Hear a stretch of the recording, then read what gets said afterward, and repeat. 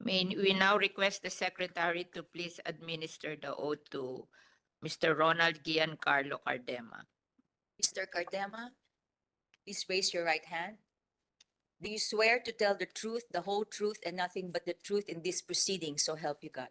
I do, ma'am. Madam Chair, the oppositor is now under oath.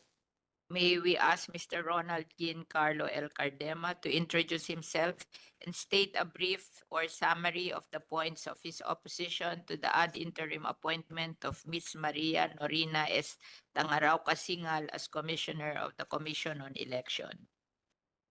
Thank you, Madam Chair. I am Ronald Cardema, Chairman of the Duterte Youth Party List. I'd like to greet the members of the Honorable Commission on Appointments, and we thank the CA for giving us the opportunity to speak here today. In behalf of the more than 2.3 million Filipino citizens who duly elected Duterte Youth Party List, the most voted party list by all our OFW communities worldwide, and also the most voted party list by our government troops through the local absentee voting, we would like to convey our strongest opposition to these two temporary government officials in the COMELEC. In a democracy like ours, the sovereign is the Filipino people.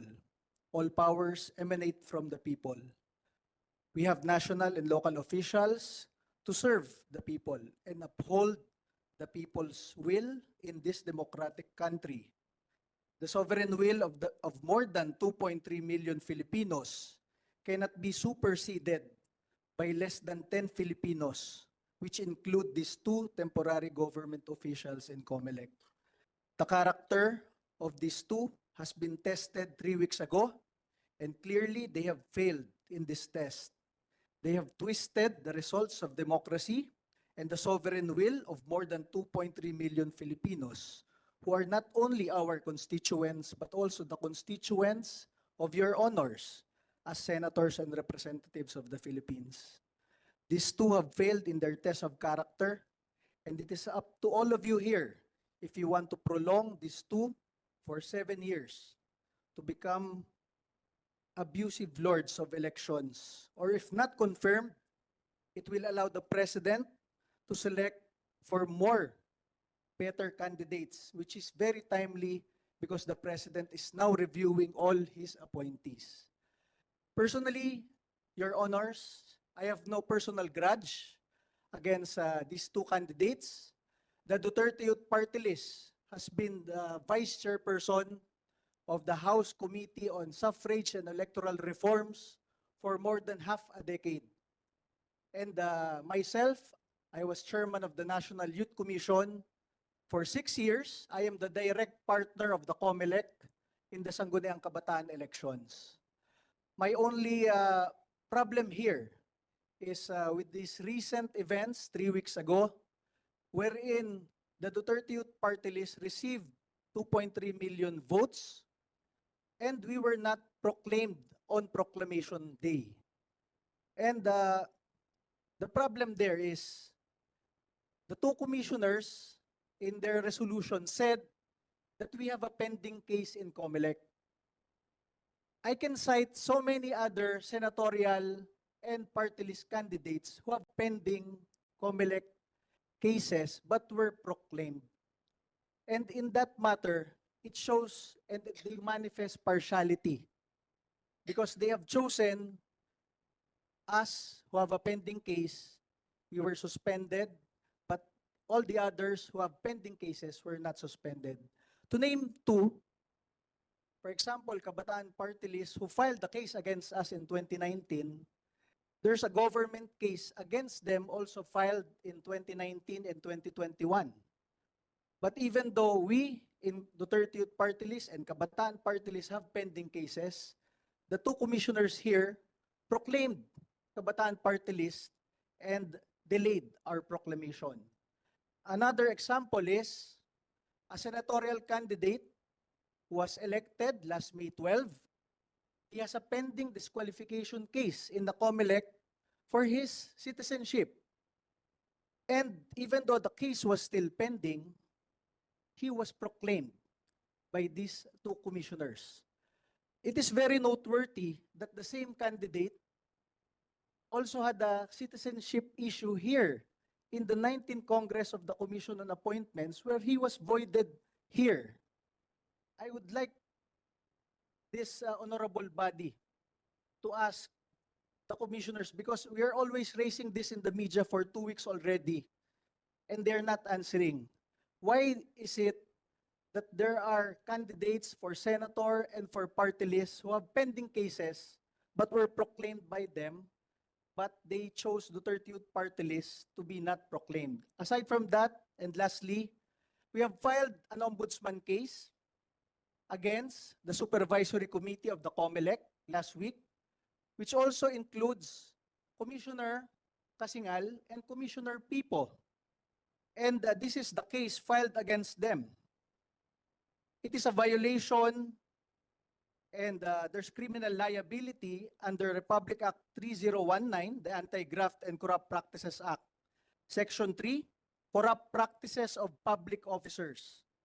Paragraph E, causing undue injury to any party, including us in government, in the discharge of their official, administrative, or judicial function through manifest partiality, evident bad faith, and gross inexcusable negligence, because they have shown their partiality by not proclaiming us and proclaiming other candidates who have pending cases in the COMELEC. That is all, Your Honor. Chair, Majority Floor Leader. thank you. I just noticed that the letter signed by Chairman Ronald Cardema to Senate President Chis Escudero was a letter complaint. It's not a sworn opposition. However, it's notarized. I'd just like to clarify, do we accept letter complaints? We accept, but however, we should have accepted a sworn opposition, Madam Chair. While it is notarized, it's highly irregular that a letter is notarized. It's first time I encountered this. Nevertheless, we're very liberal here, Ronald. I just like to ask you a few questions. So you're opposing the nomination of the nominee, and you claim that she committed gross inexcusable negligence and grave abuse of discretion in your letter. The commission, this body, determines the fitness and integrity of the person. So are you questioning her personally, or because she signed the resolution not to proclaim you? Just for clarification. Not to proclaim Duterte Youth. Your Honor, I am opposing them because in their interviews in the last 2 weeks, they're all pointing their finger to their directors in COMELEC that they signed because it was recommended to them. They said that it was recommended by their directors for us to be suspended. So when we filed our case in the Ombudsman, Just to clarify, sir, are you opposing the nominee because of their signature on the NBOC resolution, or you're opposing their fitness and integrity personally? I'm opposing the commissioners here because they approved the recommendation. of So their- you're opposing them because of the signature. Yes, sir. Okay, thank you. Secondly, just to clarify, we understand your complaint. There should be fair treatment for all. But just for the record, it's not only Duterte Youth that was not proclaimed, right? It is also another party list, BH, right? For the records, right? So Yes, sir. The problem there, anyway, sige, yes, sir. just moving forward, sir. But I just noticed, no, in the spirit of fairness, that based on the Constitution, the COMELEC is empowered to make certain actions, particularly procedurals, like for example, in Article 9C, Section 25, 1987 Constitution, Section 2, it says there that the COMELEC have the power to register after sufficient publication of certain organizations first.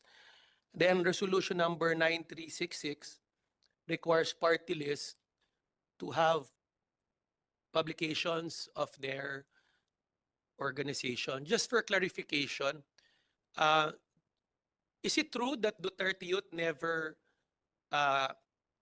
fulfilled the requirement of publication and due hearing as required by the COMELEC? Your Honor, that is not true. That issue was started by Attorney Emil Marañon, that we are not registered in the COMELEC. If you can No, no, remember, my question lang, Madam Chair, sir, just to be Yes, sir. clear, we're very objective here. No, we support your position, hearing your opposition. Just like to clarify, did you ever comply with the publication requirement? yes, sir, all orders to publish were published. All notices of hearing, we attended the hearing, sir. So na-publicize kayo. Yes, sir. And the due hearings was conducted by the COMELEC. Yes, sir. In all their notices of hearing, we attended their hearing, sir. Madam Chair, can we just let the commissioner just answer that issue lang? Did Duterte Youth comply with that requirement? Madam Chairman, that is an issue before the Commission on Elections, whether they complied with the publication requirement of their petition, Your Honors. And the chairman has committed to resolve this on or before June 30. Is that correct? Yes, Madam Chairman.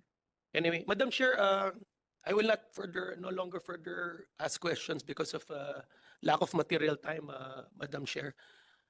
In fact, Madam Chair, I would like to move that for lack of material time, we suspend the consideration of the ad interim appointment of Ms. Maria Norina Tangaro Kasingal as Commission on Election. I so move, Madam Chair. I second the motion, Madam Chair. On motion of the minority floor leader duly seconded, there being no objection, the Committee on Constitutional Commission and Offices hereby suspend the consideration of the ad interim appointment of Ms. Maria Norina S. Tangarao Karingal. And it will be resumed on June 10, 2025 at 11 a.m. Thank you, Madam Chairman. And the same goes to Mr. Noli Rafol Pipo. Thank you. Thank you. Should we now proceed to the plenary, Madam Chair? Yeah. Yes.